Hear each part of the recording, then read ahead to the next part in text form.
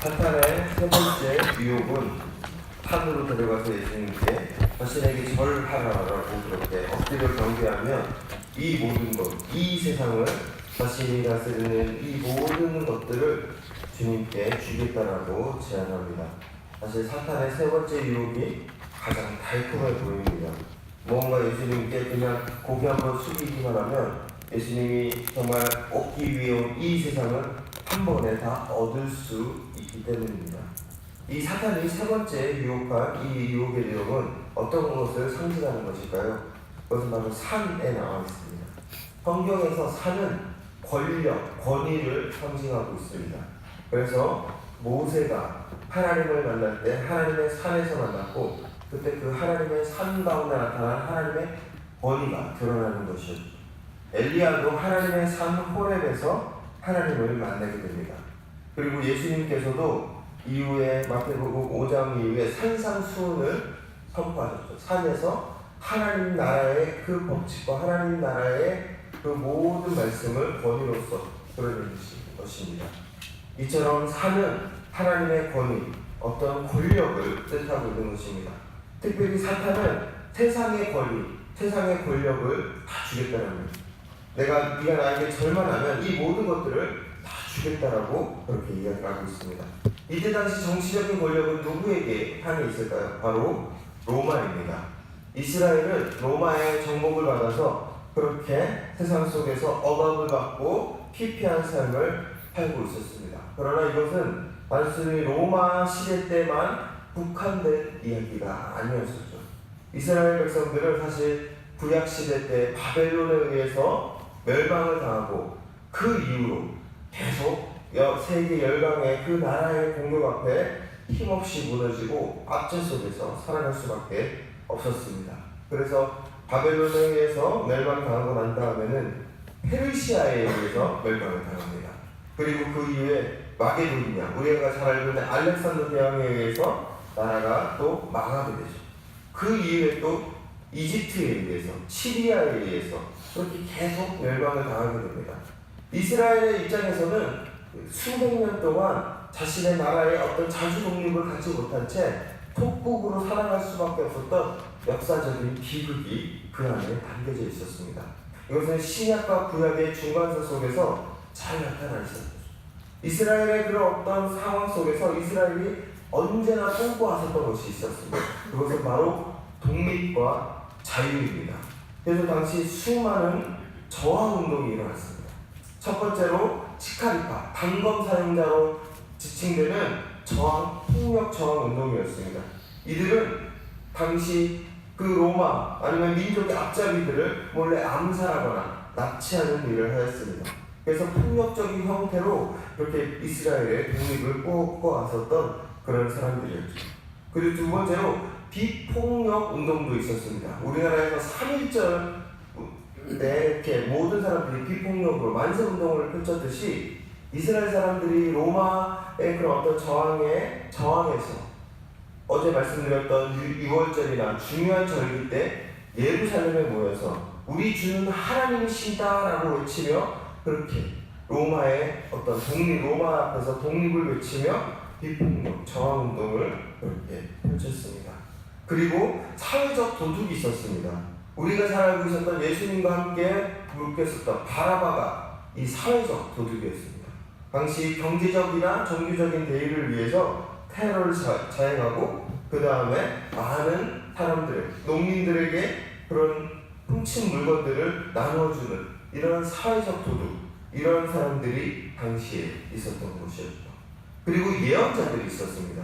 이 예언자들은 이런 지배 권력들이 하나님께서 심판하실 것이고 결국에는 하나님의 기적, 하나님께서 애국을 그 10가지 재앙을 내리시고 그리고 이스라엘 사람들을 그 안에 독립시켜 주셨듯이 로마에게 하나님의 큰 기적과 이사로 이를 멸망시키시고 몰아내시고 결국 이스라엘을 완전히 해방시켜 주실 것이다 라는 그런 예언을 하면서 수많은 이스라엘 사람들에게 소망을 주는 그런 메시지를 그렇게 펼치고 있었습니다.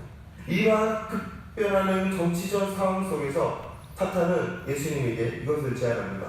세상 사람들이 다 특별히 너, 유대인, 모든 사람들이 한 명도 빠짐없이 이러한 정치적인 독립을 꿈꾸고 있다. 그러니 네가 나에게 절만해라. 그러면 내가 너에게 모든 이스라엘이 원하는 이 정치 권력, 정치적인 힘을 주어서 로마를 몰아내고 너를 통해서 다시 한번 새로운 이스라엘, 완전한 힘이 있는 이스라엘을 내가 너에게 주겠다라고 그렇게 사탄이 유혹한 것이었습니다. 예수님은 이 사탄의 유혹을 거절했습니다. 왜 거절했을 것일까요? 예수님께서 권력이 싫었기 때문에, 권력의 필요 없었기 때문에 이것을 거절한 것일까요? 아닙니다. 예수님도 역시 권위로서 권력을 갖고 이 세상에 오셨습니다. 하나님 나라의 권위로 이 세상을 다스리시고자 하신 것이었죠. 그러나 예수님의 통치 방식과 사탄이 이야기하는 이 정치적인 통치 방식이 전혀 다른 것이기 때문에 예수님은 거절한 것입니다. 사탄이 얘기한 정치적인 권력은 결국 위에서 누르는 권력입니다. 한 지배자, 한 어떤 기득권층에 의해서 밑에 사람들을 누르고 다른 나라들을 누르는 방식입니다. 그렇기 때문에 이러한 권력은 결국 폭력이 수반될 수밖에 없습니다. 왜냐하면 그 모든 것들을 감당하기 위해서는 결국에는 군대가 동원되고 전쟁이 일어나야 되고 그리고 그 가운데 일어나는 폭력이 허용되기 때문에 결국 사탄이 이야기하는 그 권력, 정치적인 권력은 위에서 누르는 그런 폭력적 권력이었던 것이었죠. 예수님이 거부한 것은 이러한 폭력적 정치적 권력입니다. 예수님은 위에서 누르고 그렇게 위에서 모든 사람을 억압하는 것이 하나님 나라의 원리에 있지 않다라고 그렇게 고백하고 있습니다. 예수님이 이야기하고 있는 권력은 결국 밑에서 올라오는 사랑과 헌신, 십자가의 권력이었던 것이었습니다. 그렇기 때문에 예수님은 이 사탄의 유혹에 거부하고 나는 위에서 사람들을 억압하기 위해서 오는 그런 권력이 아니다라고 그렇게 이야기하며 사탄을 그 유혹을 이겨내고 뿌리친 것이었죠. 우리의 삶 가운데서도 우리가 자연스럽게 흘러나오는 인간의 본성이 있습니다. 그것은 바로 다른 사람들보다 위에 서길 원하는 그런 본성이죠. 내가 더 잘나고 있고 내가 더 무언가 해나가길 원하고 내가 무언가 이런 부분들을 이겨나가길 원하는 것이 우리의 본성입니다. 그렇다 보니까 우리 안에 다른 사람을 이기고 다른 사람보다 잘나기 위해서 알게 모르게 힘을 사용합니다. 내가 너보다 더 많은 물질을 갖고 있다. 내가 너보다 더 많은 그런 분담을 갖고 있다. 이런 것들을 통하여서 사람들에게 그런 권력과 힘을 보여준다는 것이죠. 하지만 하나님 나라는 우리에게 다른 사람보다 뛰어나다는 것으로 자신의 뛰어난 위대함을 보여주지 않습니다. 하나님 나라의 사람들은 오직 내가 당신보다 더 많이 살아낸다. 내가 당신보다 더 많은 섬김을 하고 있다는 것으로 인하여서 사람들에게 자신의 그 뛰어남을 드러내고 있는 것이죠. 우리 믿는 신앙의 사람들은 결국 이것을 통해 세상에 자랑할 수 있어야 합니다. 사도 바울은 서신서에서 자신을 본받으라라고 이야기하고 있습니다. 고린도전서에서도 그렇고 로마서에서도 그렇고 에베소서에서도 계속 본받으라라는 이야기를 반복적으로 하고 있습니다. 우리가 봤을 때는 참으로 이것은 너무나 부담스러운 이야기입니다. 어떻게 나를 본받으라고 할 수 있을까? 자랑할 게 뭐가 있다. 그렇지만 사도 바울이 본받으라는 그 결정적인 그런 어떤 핵심적인 삶은 결국 이러한 십자가의 삶, 사랑의 삶, 섬김의 삶입니다. 내가 다른 사람보다 뛰어나기 때문에 나를 자신을 자랑하며 이런 자신을 본받으라고 하는 것이 아니라 나는 다른 사람보다 연약하지만 나는 다른 사람보다 부족하지만 그럼에도 불구하고 나는 다른 사람들을 섬기고 그들보다 위에 있는 것이 아니라 밑에 가서 그들의 피로를 채우며 하나님 나라의 그 십자가 사랑을 전하고 있다. 이것을 너희가 본받으라 라고 그렇게 사도 바울은 많은 서신서를 통해서 우리에게 이야기하고 있습니다. 바로 사도 바울처럼 그리고 예수님처럼 우리의 삶 가운데 우리가 언제나 기억해야 될 자리는 낮은 자리입니다. 과연 내가 이 공동체 안에서 이 집단 안에서 아니면 이런 모임 가운데서 어떤 자리가 섬기는 자리인지 낮은 자리인지를 우리는 먼저 그것을 스캔해서 볼 수 있어야 됩니다. 그것이 주님이 말씀하시는 진정한 하나님 나라의 삶이라는 것이죠. 저는 저번 금요 시간 기도회 때 예수님이 사탄이 돌을 떡이 되게 말씀하시는 그 시험의 유혹을 이야기하면서 모든 사람들의 물질적인 필요를 사탄이 건드려서 그것을 예수님이 온전히 물질이 우리의 삶 가운데 전부가 아니라 인간은 물질을 통해 살아가지만 물질만으로 인간의 모든 삶이 채워질 수는 없다. 결국 예수님 자신이 생명의 떡을 먹어 모든 사람들이 자발적으로 사랑의 나눔을 펼칠 때 진정한 물질도 채워지고 예수님을 통한 하나님 나라가 세워진다라고 그렇게 금요 심야 기도회 때 나눴습니다. 그리고 어제 성전 꼭대기에서 뛰어내리라는 사탄의 유혹 앞에서 예수님은 당시의 기성 종교체제, 성전 중심의 종교체제를 거부하시며 온전히 하나님 나라는 예수 그리스도를 통하여서 우리 자신이 성전이 되고 삶 속에서 그 거룩함을 드러내는 온전한 삶이 하나님 나라의 온전한 법칙이다라는 것을 이야기하고 있습니다. 그리고 오늘 저는 이 산에서 사탄 앞에 절을 하면 모든 것을 주겠다는 그 사탄의 유혹 앞에서 예수님께서는 그 정치적인 권력이 진짜 하나님 나라가 아니라 온전히 섬기고 온전히 다른 사람 밑에 나아가서 낮은 자리에 그 십자가의 사랑을 사는 것이 진정한 권력이자 하나님 나라라고 그렇게 나눴습니다. 이처럼 사탄의 유혹은 당시 인간의 필요였습니다. 모든 사람들이 원하는 거였습니다. 모든 이들이 찾는 것이었습니다. 하지만 하나님 나라의 예수님의 그 말씀과 사상은 사람들이 원하는 것이 아니었습니다. 그것은 오직 사람들 그 깊은 내면 가운데 그들은 알지 못했었던 진정한 필요와 진정한 그들의 행복을 주는 그런 하나님 나라의 원칙이었습니다. 우리 믿음의 삶의 그 사람들, 믿음의 삶을 살아가는 우리 모든 신앙인들에게 필요한 것이 무엇일까요? 지금 당장 내 눈앞에, 지금 당장 우리의 삶 가운데 보이는 필요를 채우는 것이 신앙적인 삶일까요? 아닙니다. 그것은 결국 사탄이 이야기하고 있는 물질, 어떤 형식적인 종교, 그리고 정치적인 그런 억압적인 권력을 이야기하는 것일 뿐입니다. 결국 하나님께서 이야기하고 있는 그 진정한 하나님 나라는 당장 눈에 보이지 않습니다. 우리가 섬기는 자리 가운데서 하나님의 권위가 어떻게 나타날 수 있을까요? 나타나지 않습니다. 그것은 시간이 흐른 뒤에야 그 오랜 인내와 수고를 통해서 나타나는 것입니다. 또한 우리 자신을 성전되게 하고 주님 앞에서 거룩한 삶을 살아가게 하는 것, 그것은 종교적인 삶이라기보다는 뭔가 그냥 도덕적인 삶을 실천하는 것 같은 좀 뜬구름 잡는 이야기 같아 보입니다.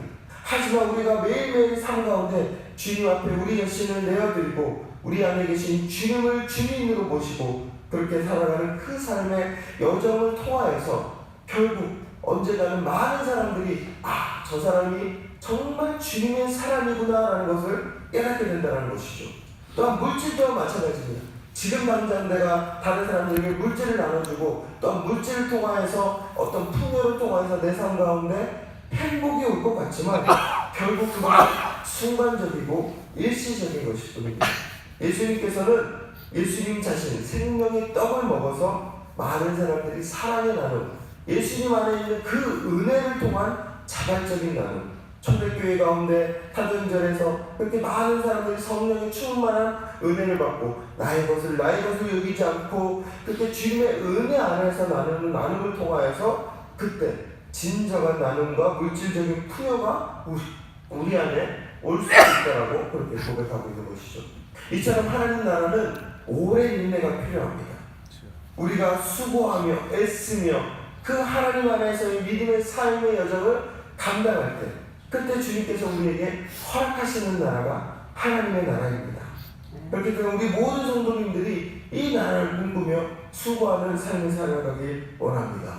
지금 당장 우리에게 보이는 것은 없습니다. 그러나 내가 하나님의 말씀 안에서 이것을 끝까지 붙잡고 주님 안에 살아가게 될 때 그때 하나님의 나라는 그 겨자씨가 당장 심겨질 때는 작은 씨지만 큰 나무가 되어서 모든 사람들에게 그늘과 열매를 나눠주듯이 우리의 삶 또한 주님 안에서 큰 풍성한 열매가 많은 사람들에게 나눠지게 될 것입니다. 우리 이것을 바라보며 오늘 하루도 하나님 나라의 인내를 살아갈 수 있는 귀한 삶 되길 소망합니다. 함께 기도하며 나가겠습니다.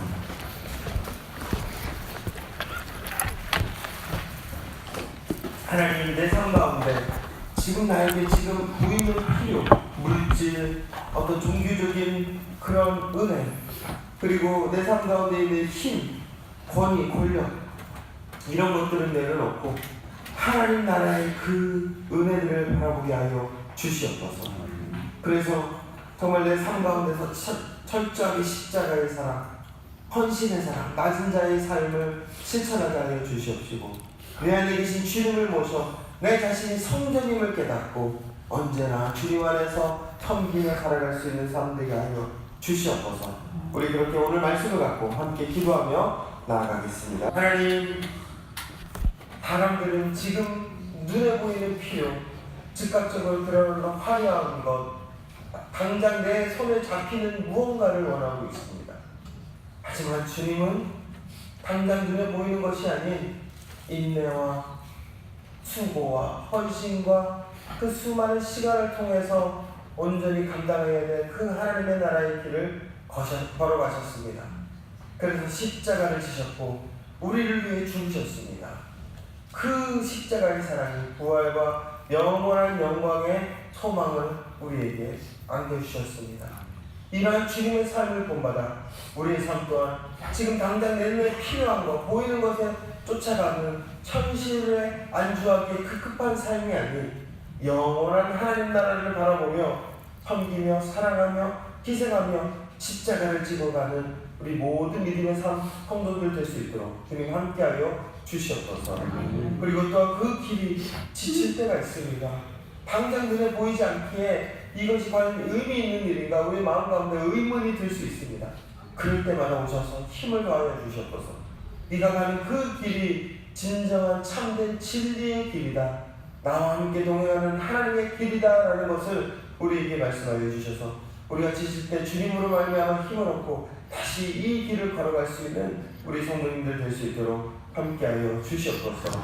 감사드리며 예수 그리스도의 이름으로 기도합니다. 아멘. 이제는 우리 주 예수 그리스도의 크신 은혜와 하나님의 끝없는 사랑과 하나님의 교통하심과 인도하심이 인간의 길이 아닌 하나님의 길, 십자가의 길을 걸으며 참된 하나님 나라를 꿈꾸길 원하는 우리 제주영광교회 모든 성도님들 가운데 이제부터 영원토록 함께하길 간절히 축원하옵나이다. 아멘.